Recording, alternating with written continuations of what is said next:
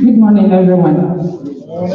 I'm happy to be with you this morning to talk about internet-related rights on the continent. So briefly, I'm going to talk about what's happening on the continent with regards to internet and digital rights, and then we'll narrow the discussion down to Ghana. And yeah, that's how I'm going to submit my presentation. So, as rightly said, my name is Felicia Anthonio, and I work with Media Foundation for West Africa. As most of you will know, Media Foundation is a not-for-profit organization that works to promote freedom of expression, both offline and online. Offline in the sense that we do trainings for journalists, we protect journalists when they are attacked by state or non-state actors, and offline because the internet has become a part of each and every one of us. And so the rights we enjoy offline are kind of the same rights we move online. So when I do my presentation, you will get to have a better understanding of what it means by offline and online rights. So I have a very brief outline, and I'm not going to go through all the slides that you will see. The slides will be available after the presentation, so I will be happy to share with anyone who needs them. So briefly, I'll talk about the threats on online expression in Africa. How can we push back? And then some recommendations to the government who are mainly the perpetrators of such violations. So the threats are, the first is internet shutdowns and network disruptions. This might be new to most Ghanaians because it has never happened in the country before. But 2016, there was an attempt, a state actor indicated that they would shut the internet during elections. And I'm sure all of you were part of the advocacy and the campaign against that. And thankfully, the president assured us that that was not going to happen. This is not the case in other countries. If you look at the slides, there are 5 points. I'll stick to just 2 of the issues there, and maybe during the discussions, all the other issues might come up. And so I'll speak on adoption of regressive laws as well. So straight to the point, network disruptions or internet shutdowns refers to an intentional state-sanctioned order. So it has to be intentional for it to be a violation of people's rights. That is to say that the government has to say, okay, MTN shut down the internet because Ghanaians are using it to promote fake news, or they are planning a protest, or it's election time. So it has to be an order from a state actor. And that is what makes it a violation of citizens' fundamental rights. And then lately, we have different forms. They can shut down the whole internet, or they shut down social media platforms, WhatsApp, Facebook, Twitter, and it is almost the same as shutting down the whole internet because of how these platforms have become integral in our lives. And so the period, it depends on the government. There are countries where the internet has been social media platforms have been shut down since 2018.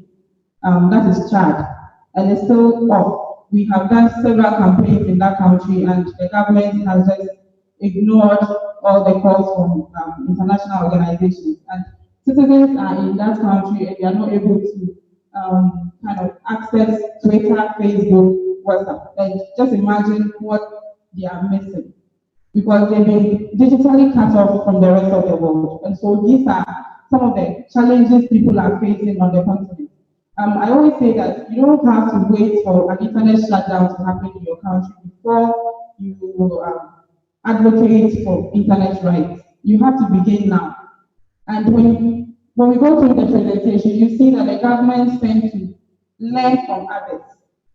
And so we remember in 2011, during the Arab Spring, that's when an internet shutdown occurred. 2011, Uganda shut down the internet. 2016, it shut down the internet on 2 occasions, during elections and during the inaugural ceremony of the president. And now, just in West Africa, Togo has shut down the internet, Mauritania has shut down the internet, and Benin. And so this started in Arab Spring, moved to the eastern part of the continent, and now it's in West Africa. And so we all have to take part in advocating against internet shutdowns. So like I said, it happens during elections, protests, and now um, one reason that governments are coming up with is to prevent cheating during examinations. So students are writing BEC and the government says, okay, they'll use it to copy. So let's shut down the internet. Think about that. So there are international and regional frameworks that guarantee freedom of expression rights online. We all know about the Universal Declaration on Human Rights, Article 19, which says that everyone has the right to freedom of opinion and expression. And this right includes freedom to hold opinions without interference and to seek and receive impact, information and ideas through any media and regardless of frontiers. So you don't have to be a Ghanaian staying in Ghana to enjoy your right to freedom of expression. Whether you are from Burkina Faso, you are from Nigeria, wherever you are and wherever you find yourself, you have the right to express yourself. And freedom of expression is a fundamental right. It is part of us. It is our being. It's innate. And so it is important that we do what we protect this right. We also have the African Declaration on Human and People's Rights, which guarantees freedom of expression rights. We have the, this is what an initiative the Media Foundation was part of, and it's basically the African Declaration on Internet Rights and Freedoms. And we've realized how important the internet has become and how it can ensure sustainable growth and development. And so, as a continent, it's important for us to use or benefit from to kind of enjoy or explore the opportunities that we can get from using the internet. And then what we can also be part of the global economic growth when it comes to technology. Also, we have national constitutions of various African countries that guarantee freedom of expression rights. And so it tells you that there are laws and frameworks that guarantee free expression rights. And so each government has a responsibility to protect this fundamental right. And then also, when the issues of internet shutdown started coming up, governments gave the excuse that it is not a human right.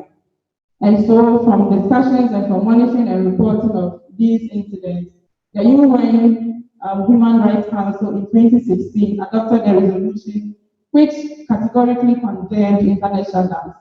And this was after they had adopted two resolutions in 2012 and 2014, which said that the human rights people enjoy online must be the right people enjoy offline must also be applied online. And that is what I was trying to explain in the beginning of the presentation. And so when the internet is shut down, your rights are violated, you're not able to communicate with your friends, you're not able to update yourself with what is happening around you, you're not able to access information. And just imagine being cut off the rest of the world in this digital age for even one day. I remember some time ago, WhatsApp, there was an issue with WhatsApp and almost everyone was fidgeting, calling and trying to find out what is happening. You know how it feels. And so just imagine your government telling you that I've decided to take off WhatsApp.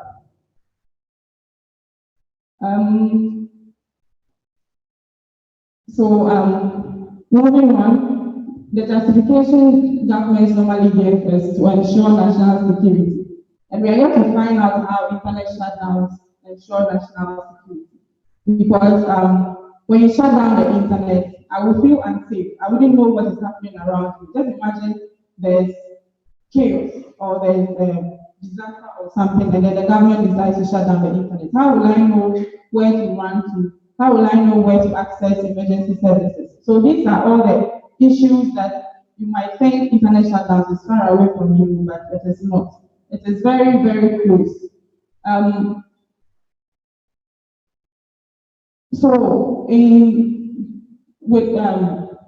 from monitoring of these incidents of internet shutdowns, we've realized that there's always one thing in common. The government tries to silence or kind of quell protests by shutting down the internet. But they forget that those planning the protests did that offline before they used the internet to kind of project whatever they decided to protest against. So this happened in June this year when the government of Liberia, on the day of this Save the State protest, there was a protest to demand accountability of some missing state money. In the morning of the protest, the government decided to shut down social media platforms in Liberia, and this was the turnout. So it didn't work, obviously. In Sudan, the government shut down the internet in December when the protest started. But the citizens were steadfast. They continued till al-Bashir was ousted, and then the military took over, and the protest was still ongoing. On June 3rd, the military committed some atrocities against citizens, and reports indicate that about 100 people were killed. And then the same day, the government shut down, the military junta shut down the internet. This is to tell you that, okay, this wasn't a national security issue, but it was an attempt to cover up the atrocities because everyone was getting updates from the social media platforms that this is what is happening in this country. And they actually banned Al Jazeera from covering reports in the country. So it wasn't a national security issue, but a deliberate attempt to cover up such atrocities. So it also has economic impacts. People's businesses crash during internet shutdowns. Just in Liberia, the internet shutdown was 12 hours. The social media blackout that happened in Liberia, it was 12 hours. And when you look at the figures, the country lost about 109 US dollars, 109,000 US dollars, just for 12 hours. So imagine countries like Chad, which are shut down social media platforms for close to, we are counting, this is almost 1.5 years. Cameroon shut down the internet in the Anglophone region for 94 days. Sudan the same, 3 weeks and then 1 month again in 2019. Ethiopia shut down the internet during examinations, and then also there was a coup attempt and they shut down the internet. So you can see that countries tend to learn from each other, and the reasons are almost the same. It's either we are trying to protect national security or we are trying to quell protests or prevent cheating, which is the latest and interesting reason for governments. And then also, aside such orders, they've also decided to adopt deliberate laws that are targeting free expression online. There are 3 of them. I'll go to Uganda, which is the most interesting case. In July 2018, the government of Uganda indicated that social media users would have to pay about 200 Ugandan shillings, that's like 5 cents, to access these platforms. And this was after the president had indicated that citizens use the social media platforms to gossip. And so this move was to curb gossiping and also increase revenue for the government. 3 months into this when this law was went into force, it was realized that internet saturation had declined by over 2.5 million users, while the sum of taxpayers for the over-the-top media services decreased by 1.2 million users. So it should tell you that this law is frivolous. It doesn't work. It was just to get people off the internet. How do we push back? Maybe I would pause my conversation here, and then the other panelists can share their views with us, and we would come up with the strategies and the recommendations that we would like to share with. Let's do it better. Let's do it better.